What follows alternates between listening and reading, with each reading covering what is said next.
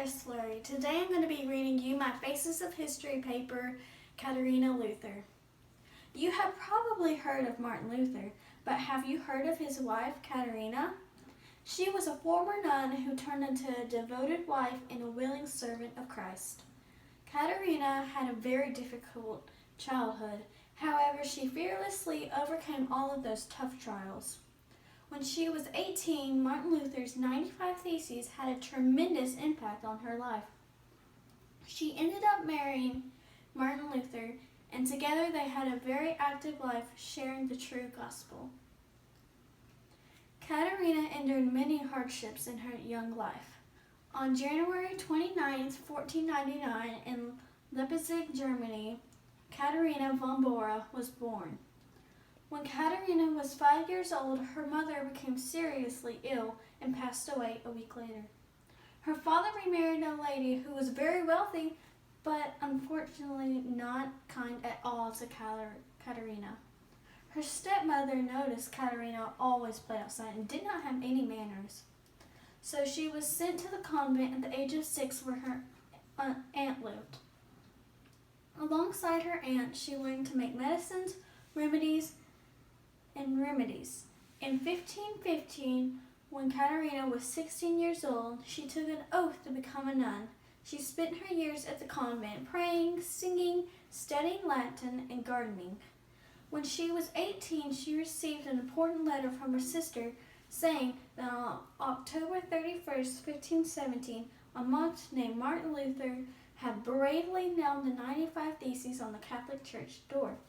Katharina began to wonder if being a nun was the right choice for her life. Martin Luther's 95 Theses changed Katharina's life forever. Katharina and 9 other nuns decided to escape the convent. They sent a letter to Martin Luther, who started the Reformation, asking for his help. It was settled that on the eve of Easter Sunday, they would hide in smelly fish barrels to escape the convent. Some nuns went to live with their families. Others got married, while the rest, like Katharina, went to live with other families. Katharina had to get used to the different ways of the life outside the convent. She lived with the Cranch family and helped them by cooking, sewing, and teaching the children. Sadly, Katharina's heart was broken when the man she loved decided to marry another woman. However, she agreed to marry Martin Luther in 1525. Luther was 41 years old, while Katharina was 26.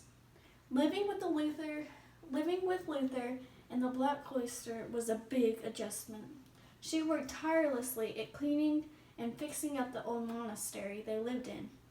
Initially, they married for convenience, but eventually they grew to love each other very much.